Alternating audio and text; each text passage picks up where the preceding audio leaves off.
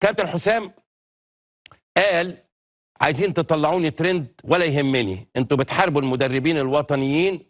يا راجل ده ميكالي مدرب المنتخب الوطني كان بياخد مبلغ وقدره، عيب عليكم. بصوا لمدرب المغرب الوطني. جاب سيرة ميكالي، وبالتالي ميكالي رد عليه، ودي حاجة مش حلوة خالص. قال ايه ميكالي؟ قال من الجيد دائما ان يتم تذكرك حتى ولو لم تكن السياقات دقيقة تماما. التصريحات الأخيرة التي أدلى بها زميلي حسام حسن، والتي أشار فيها إلى اسمي أثناء حديثه عن التحديات التي واجهها في قيادة منتخب مصر، بدت لي غير موفقة بعض الشيء، ومع ذلك فقد ذكرتني بمسيرتي وبالعمل الذي يبرر القيمة الموضوعة لخبرتي المهنية. خلي بالك من اللي جاي بقى. قال إيه ميكالي؟ لقد كان لي شرف أن أكون أول من يحقق ذهبية أولمبية. بيستعرض بقى مسيرته. طبعا هو هنا ذكي جدا، بيستعرض المسيرة في إسقاط للكابتن حسام، بيقول له دي مسيرتي، انت مسيرتك ايه؟ هو ده. قال لك قد لي الشرف ان اكون اول من يحقق ذهبيه اولمبيه مع المنتخب البرازيلي، مساهما في اطلاق مسيره لاعبين مثل جابرييل جيسوس، رافينيا، تيريس، باكيتا، ريتشارلسون، جابرييل، كما قدمت نيمار خلال واحده من افضل فتراته مع المنتخب الوطني.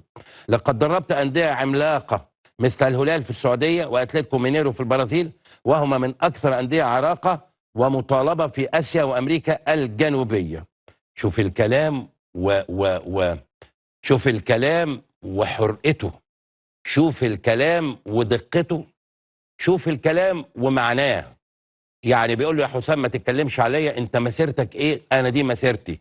هو بيغلفها في بونبون وشوكولا، لكن في الامر هي في منتهى القسوه اللي في الدنيا، لانه استعرض مسيرته. يا كابتن حسام كل الاحترام، اشتغل في انديه كثيره لكنه لم يحقق اي بطوله على الاطلاق، وده ما يعيبوش باي ذا واي. لكن عشان انت عملت اسقاط على ميكالي، الراجل رد عليك. قال ايه تاني؟ قال لك ومع مصر وصلنا الى نهائي نسخه شديده الصعوبه من كاس الامم الافريقيه، وامتدت المباراة إلى الوقت الإضافي أمام منافس قوي وعلى أرضه، ونحن نلعب ب10 لاعبين فقط.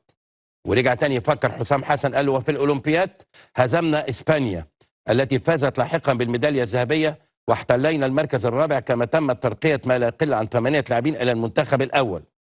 ورجع تاني ميكالي قال السيد حسن اللي هو حسام حسن إنه رقى شحاتة وصابر وأسامة فيصل إلى الفريق الأول. من وجهة نظري كمدرب هؤلاء اللاعبون حجزوا اماكنهم بالجداره والاجتهاد والاداء المتواصل مع المنتخب الاولمبي. يعني بيقولوا انت ما قدمتش حد، ده انا اللي قدمت، الثلاثه دول وهم برزوا